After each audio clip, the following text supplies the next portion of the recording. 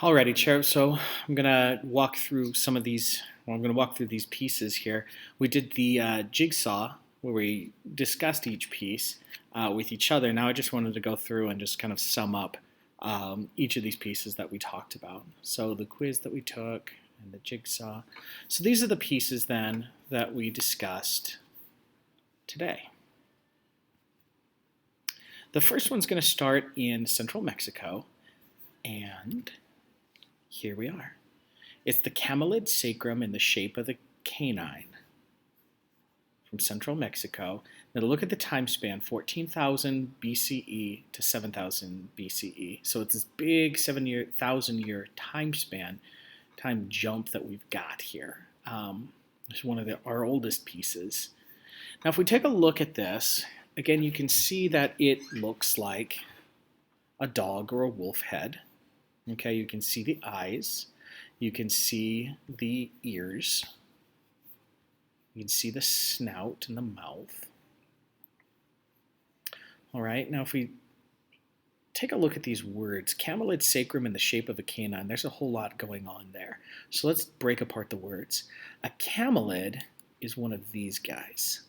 It's a relative of the camel, the llama, the alpaca, they're all part of the same family, okay?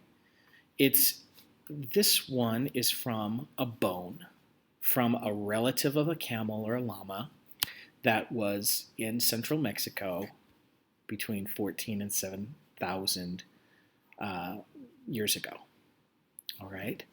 So it's from the relative of a camel, and it's carved from the sacrum. The sacrum is a bone that sits at the base of the spine, one of the pelvic bones here at the base of the spine. Okay, so you can see this is a human one, but you can see how it's got the gaps in it, the holes, and that's what those eyes are. So they saw this, and it reminded them of a face, and so they carved it then into the shape of this dog or wolf head. Okay, so they're using one natural material to mimic another one. All right. Now, why the sacrum? The sacrum is at the base of the spine. At the other end of the spine, we have the skull. Okay, so we know from later cultures that later cultures are going to view the sacrum as the second skull. So you've got the skull at this end of the spine and the skull at the other end of the spine. It's your second skull. So that's housing your creativity, that's housing your emotional center, your intellectual center and your emotional center down here. And it's also part of, it houses the pelvic region, it's housing your reproductive organs as well. And so what it's doing is it's especially honored, it's seen as magical because it produces life. Okay, so we know that from that later cultures are going to see that, so we can assume that earlier ones in the same region are going to see it similarly. Okay, again, it's a guess, we don't know, but that's what we think. All right, so here we have, again, the Camelid Sacrum in the shape of a canine from central Mexico. We think it may have been a mask. It's about the size of my fist. It's not very large, so it's not big enough to have been worn by humans, but it would have been big enough to be ceremonial, have a pendant type of use, and that's what we think that it could have been used for. Now our next piece is coming from North Africa, and it's the running horned woman. Go ahead and take a look at that for a second. The image that we're seeing here is an enhanced image. It's a recolored image. This is what it actually looks like. So we can see that there is still a little bit of pigment sticking to the rock. It's getting hard to see. So this is the enhanced image back here. It's a little easier to make things out. So we can see that there is a large figure. She would have been painted on this rock. She's running. She's got lots of decoration, okay? She's We've got these white dots, or these dots, these indentations here. We've got the streamers, the fringes, possibly raffia, coming off the arms and legs, around the waist. We've got the hands that are terminating in these cuffs, okay, with, again, more streamers. And we've got the dots around her head. Now, we don't know if the dots are on the body, if it was a pigment that was applied, like a clay applied to the skin, or if it's indicating scarification. We don't know that. We can deduce, though, that this figure was somebody rather important, okay? Because this is in your notes. I want you to go ahead and circle this if you haven't already. The idea of hierarchical scaling, okay? Hierarchical scaling means that if you're bigger, if you're depicted bigger, then you're more important. So this figure here, we can clearly see, is more important than these ones. It's not that these were depicting little people, or that she was a giant of some kind, like a very tall person. Rather, she's more important. Okay, and we know that other cultures in the ancient world are also doing this. And if we take a look, I mean, here's Algeria right here. Follow my mouse. Here's Algeria right here, and here's where she's found. And we know that the nearest culture that's going to be doing the hierarchical scaling, early culture, is Egypt right here. So is there some possible bleed over? My guess is yes, that there's going to be some bleed over between the two. Okay, some cultural exchange. Now, so we get the hierarchical scaling. Now, her other prominent feature are the horns. The horns. Now, anciently, humans saw animals as being endowed with divine power. Animals could do things that humans simply couldn't. They could run faster, they could swim, they could fly, they can see in the dark, they can smell better, they can do all sorts of things that are desirable. They're super strong, these desirable characteristics. But what humans have got going for them is their brain. And so when you combine, anciently, a human and an animal, you get a divine figure.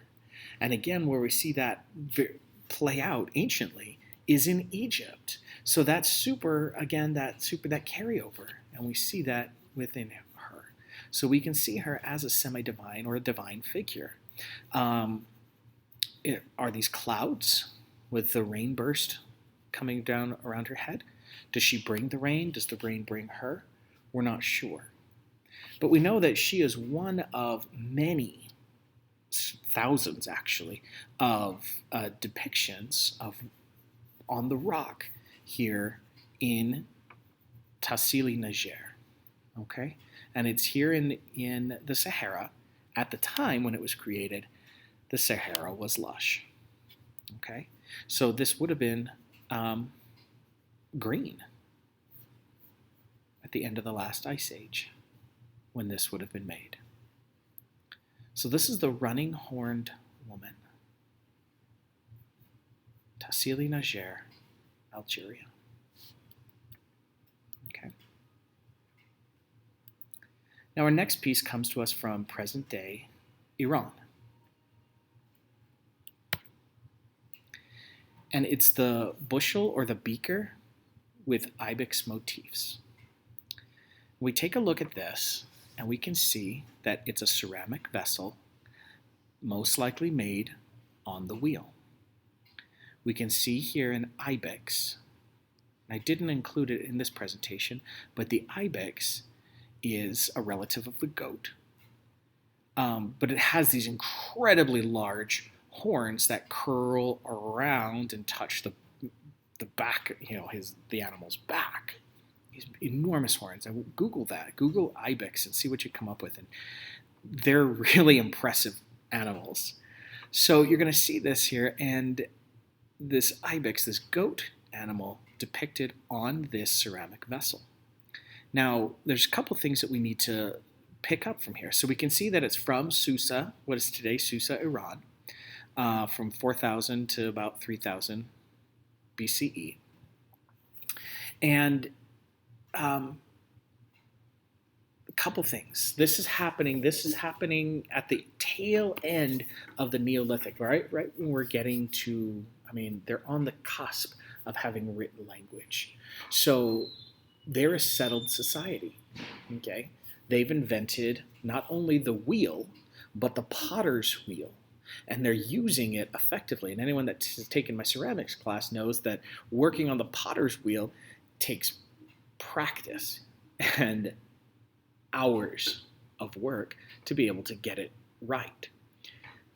The fact that they made, and that's having an electric wheel that we're using, with instruction on how to do it, and it still takes many, many, many hours to get it down. They invented not only the wheel, but a way to use it to create pottery. It's incredible.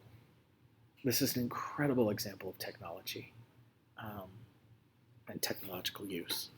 Now, if we look at it formally, okay, so we've got the two-tone colors. Again, they've learned how to process clay, how to fire it so that it would be permanent. We can see they're using a colored slip to decorate the vessel. I love the abstraction that's used here. And remember, abstraction just means simplification. So these animals that are depicted here are super abstracted, but they're still extremely readable, which is the best of abstraction. That this ibex here, you see his bushy tail and his little beard, but they've just used essentially 3 triangles to make the body, and then these big swoops to make the horns. So good. So beautiful. Now this right here in between his horns, underneath his horns, we suspect is a clan symbol, but again, we're not sure what this is. Now, the bushel here, or the beaker, is broken into what are called registers. Registers are bands used to delineate space, okay, kind of like a comic book. So in our bottom register, that's where we're getting the ibex, okay? In the middle register, do you see this? This is a greyhound that's been stretched out, simplified, abstracted, but it's these greyhounds that are chasing each other. So good. And then in the top register are birds, long-necked birds, kind of like a flamingo, or heron, where you've got the head, a crane, the neck, the body, and the 2 little legs coming off, and they're repeating. It's these abstracted birds on top of these greyhounds on top of this ibex. It's a wonderful piece. It's very, very cool to see this. And I got to see it in real life. I was literally running through the Louvre. We had a very short amount of time, and I got the chance to like running past this gallery, and I looked in, I'm like, oh, that's the bushel with the Ibex motif. We got to snap a picture. So it is small. It's a vessel about this big, but had other pieces there as well. Very, very cool. Very cool to witness in real life. Okay. Now our next piece is coming from what is today Saudi Arabia. Okay. Just moving a little bit west, and here we get the Anthropomorphic Stele. Now anthropomorphic, anthro means human, a person. Morphic means shape, so human-shaped. Stele. A stele is not a statue, rather it's a decorated rock, okay? That's a marker of some kind. So we can see here, so that again, this is a human-shaped rock. It's not a statue of a human, but has human-ish features that they've included on this marker rock, which is a stele. So we can see this face. We can see his nose. We can see the indication of a neck and a head, a shoulder sash, and a belt with a double-bladed dagger. Now we can see from this image that there are a multitude of these stelae that are found across the Arabian Peninsula. Okay, so this isn't the only one. And that they are going to, we think, have a burial significance, that they're possibly a grave marker. Okay. Our next piece comes to us from China.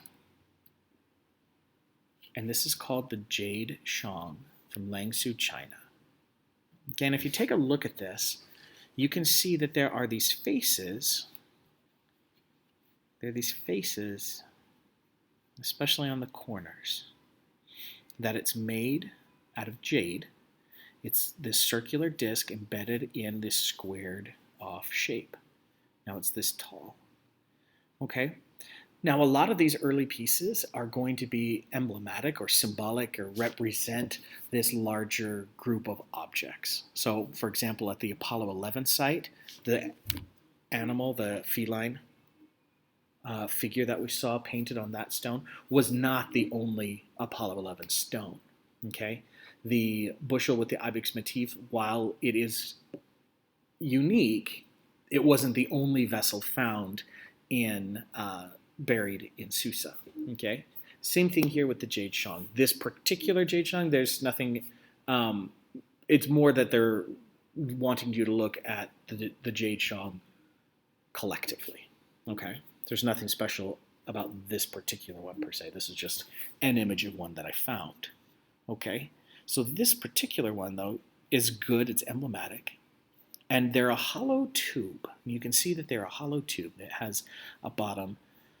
The hole goes all the way through to the bottom. Now, the Jade Cong that we know that they were buried with people. And we know that some of them were dug up and destroyed, smashed, or burned after they were buried. And so we can surmise then that they have a ritual significance, that they have a significance of something to do with the afterlife, possibly, that someone would go to the trouble of digging them up and destroying them and then putting them back so that, whatever it did would no longer have that effect. Now we know from later Chinese culture that they're going to view jade. Jade is imbued with magical properties, that it holds in your life force after you've died. So you're buried with pieces of jade, especially like on your tongue or in the other orifices of your body, to contain the life force, to preserve it. Also, jade is going to grant immortality. So it has these spiritual connotations. In later Chinese culture, we can assume then that it has some significance in these earliest Chinese cultures. Okay? Now, jade is extremely hard to work with. And if you're working with it today, you're going to be using tools that are coated in crushed diamond to work jade. It's extremely hard. Very difficult to work. And the precisions, we can see the straight lines and the perfect roundness of it is really, really remarkable, especially the fact that it's here in the prehistoric world. So they're going to have to use sand to abrasives to work the stone. Okay? Now, Jade Cong come in different sizes. So you can see that there are bigger ones and smaller ones. This one fits the size of the palm of your hand. Okay, they're often found in connection with these things, which are called B, these jade discs. They think perhaps that the B represent the heavens, and the Cong relate in some way to earth life. Okay, because they've got the four corners; they're the four-sided. Again, speculation, we're not sure, but we think. All right, so those are the Jade Cong from China.